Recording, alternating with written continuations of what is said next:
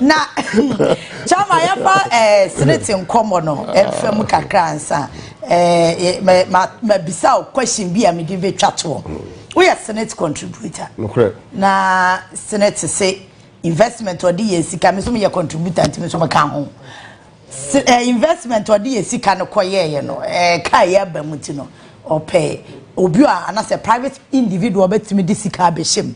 But minim say what hula balu fa asem no ho ye say Bryan champon ye ton ama no ye ne say sa SNNIT investment ade ne hotel asem na da ho no no ne kwan so na SNNIT ye ni well ne di kan ma me nka say SNNIT as me kano as a Ghanaian citizen me so my braba me be boy na matua SNNIT contribution me matua SNNIT contribution more than 240 months 240 months na mo de ama mandatory no matra etua bi kura ma ne broso nti I have every right to comment on how my contribution is put to ne di kan no me gidi say Ghana for your boomful bebre se ebuofu pa aka me sure say ya tunte sukoko pa de a kire aban we say sounds na me gidi say workers of Ghana need to use even though of late, who say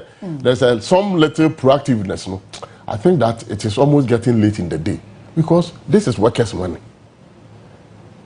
SNNIT investment, no, workers for sika. Now, this SNNIT, say they should hold our money in trust. Yeah. So because you hold it in trust, and now they obi na di 2 million say hold it in trust.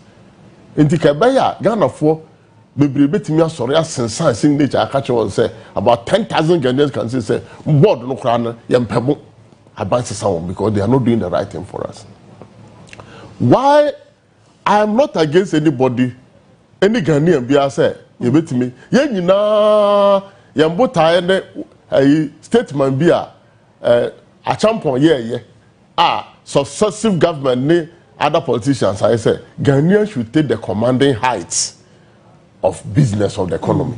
Nti eno de kama pese Ghana for. But you say I want say is that what Onua Akufo-Addo and Dr. Bawumia represent? Because omo ba ye no, omo beto Ghana for omo entrepreneurs. Omo taking the commanding height of the economy. One is Dr. Kwame Oye a renowned banker. We are building the banking empire. I see you the bank. Atre atwa sese Afagana. Nipa bebre nya ho faso na beyond Unibank no our subsidiaries are area adwuma afi let's look at Dr. Pakwesi Ndum ono de ofrimo stock ye na ekofa de bae e no dan na chichire ye no ono ade ntoma bebo modia no but yeso tronkodu a no yin America Dr. Pakwesi Ndum revolutionized the banking system. He brought banking to the doorstep of the ordinary Ghanaians. Me too kwanko Ghana pa so obi e wa twi Ghana ha I mean, every nook and cranny of this country because our local government minister, national organizer for the party, vice chairman for the party, a chairman for the party. Minim baby amen koy. Every corner of you could be able to share group in the bank. GN Bango. Me do baby am say, hey, na papa. And inti I ya ma menom enya microcredit. Adwadifo na nkrofo etibi hia wom. Ebro ombo jom sika okwanso na de na timi koto obekọ no. Na GM Bank this market in China want to no akwajinisika odi ni dwawi a obetra cap no ko. And he was addressing the security that our market women were having. And afi why intermediary obwa small scale ma medoma also nti eno economy bia betimi akoso a that aspect no eyeyi a en economy no eyeyi wo ya ma no omukodwom na so omutimi ye na aboso no modu a obeba na ya no aduane si your friend say esi tables near misa chop money. And what did you say? Sir Pakwesi Ndum Bank no are going to distress her.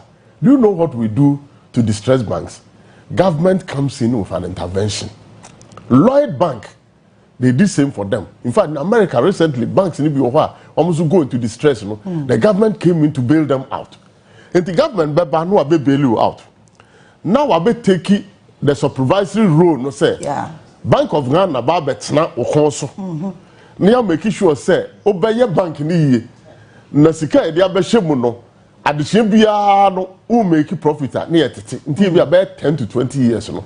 no wetimi ate I thought the big crowd for the sake of one employment of about 3,000 people or more lose one job and emma omunya identity government betimi aka say look let us take part of the responsibility and write some off because of the social factors because when you say so the bank ko akurase the okase backlist ene ayi Societe General ene Ecobank enko akurase omonko na stand chart and that's onko akurase because okohwa the profit margin I thought we could now social service you don't get the profit and the government based on this one yeah the zika crash near revival bank no how much money did government pump into restructuring the banks and those who say about 20 something 5 billion and also the restructured bank no meanwhile he needed about 8 to less than 10 billion now go between revival those ailing banks no do you know the troubles that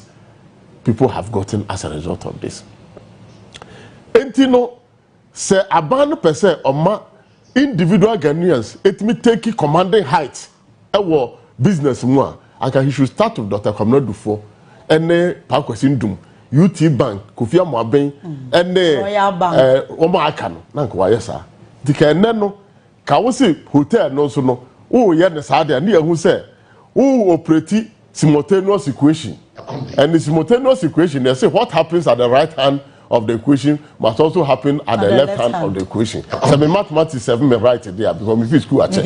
And that is what I understand. I want an master can but want to me enko gu Ghanaian entrepreneurs what banking sector nyina adwuma. Mo ba be ka kire say e ba hotel there obi abie hotel be a friend Rock City you know o person o turn down no dey na adwuma koso. Then it means that you are not being fair. But in governance, fairness, transparency, equity, and a friend say social accountability, and it me boa ema amamu etime koso. Eti Bryan Champon good so ye good wo hotel mu a unim naka aban betime aye. Very simple. Government now appointed the board members of the SNNIT. And majority of them are appointed. Intika government betimi aka say Bryan Champon we agric minister but me hwe wadwuma wa ye e wo hotel industry na ma hu say who knowledge until I'm giving you additional responsibility nakoda board no so na fa sa anuonyam ni nimdie na wo no inject it into the a friend say SNNIT hotels na enya adwuma no na fa wo entrepreneurship and I mean I say kwafo adwadie ni fa no koboa na ade no ntimi nye yi o se da bi me to ama no o to ama no kwan ben so maye na manye ni yi GH boy yeah I mean it's a very serious matter yes. You see so what you could have done simply was to have reassigned him and asked him to go and help in rebuilding those hotels you know. The second one, the woman they say, there's a certain propaganda air cost within the MPP media communication. Say, oh, Bryan Champon Koji Hotel, you cannot minister of Agric. But Bryan Champon profile, now for better. Now he said, Bryan Champon has been a minister of state at the office of the president. Yeah. SNNIT under the office of the president. And the decisions that was taken even to offload the shares, was taken at a meeting at the office of the president where Bryan Champon was a minister of state there. He has been minister at the office of national security. He has been a deputy interior minister or thereabout. Yeah. And he was part and parcel of the government. Was a cabinet minister. Decision when you take at the core cabinet. And he is privy to those decisions. It is Onua turn around ebe bidi with other competitors. Then there is conflict of interest. There is clear conflict of interest because he might have been privy to certain information, certain other Ghana hanete. Board no. Aban otiso ena na kufa no we SNNIT for board company. From far I understand the chairperson is Elizabeth Ohene. Elizabeth Ohene has served under Kufuor and has served under this government. He's part and parcel of the MPP government. I'm not saying, sir, she's not entitled for it. But no conflict of interest. No, it is a minister, no, but no say this, yeah. Nyati biano, my bank ran the one the minister be bank. I can say, or no, so no, or certain influences be a bit to me. Etiado. Enti no me dem gidi say. Okay. Bryan Champon and Sister Okoji Hotel no. Okay. And Sister Okoji Hotel. Aka 6 months na aban besesa. Aban sesa enema bebre betimi asi. Onfa no the Rock City Hotel no efe. On running no dey or a private entrepreneur. Na nia eya aban dey ano. Me gidi said de se flotu ade ne apɛ international ayi hoteliers mo ne ade no maba. Obi ba no nim say processes near fair, transparent, we will get other people. Again, La Pam is doing well. Labadi is not doing well. In fact, Ofri La Pama, Umfa car, now they have a Labadi hotel. Umfa moto, now they have a Labadi hotel. In fact, Nante, no cross boundary crowd now. Walk crowd, me sure say be a walk a crowd be that woman. And if La Pam is doing well, now more the magic formula now. All what you do, Bible cry or say talent, you chiche no. But when the man or year jumano, no 2 4 then the shareholder. Or some money the no farmer no the year jumano. Now on Fanquintino, all what you do, they say, look, Labadi, La Pam, you are doing well. Labadi is not doing well. We are ceding the management of Labadi to you. Now, Niama me attend La Pam round, but me that anyway. There are so many management tools available to address this issue without necessarily selling it to the other person. Okay. Now, finally, no. Yeah. Now, I'm sure they say, si bubu La Pam dino, Labadi dino, you bubu ni from near see a ton assassin. The value of that land will be higher than what is being offered for them. Okay. Do you know how much beachfront costs say? Intino, it is murky. It is not transparent. And you can do yourself a lot of good if you listen to Ghanaians who poured onto the street. Why? What do you say? What done? Say Nebuchadnezzar, say Pharaoh. What prim wakuma? Nebeka biya utie. Where the brawakuma se kakranati ne Ghana foka. Now you in San Francisco hotel yo. Now you emphasize some other means be emphasize revival sa hotel because state capture one person. And you know the painful aspect of it. You are giving 60% shares.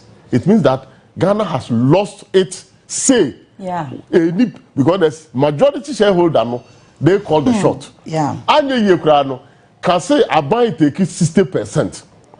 Now you have 40% shares in the private sector. Now buy who do sway in terms of say and the workers now. I think it's a bad deal. And they should listen to the voice of reason. Okay. They should pull out of the deal and use other means. Bryan Champon, you can do yourself a lot of good if you humbly eat the humble pie and decide that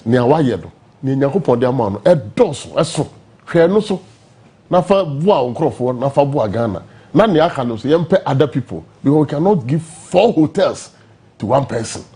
Big hotels, big land, we can turn it around. All right.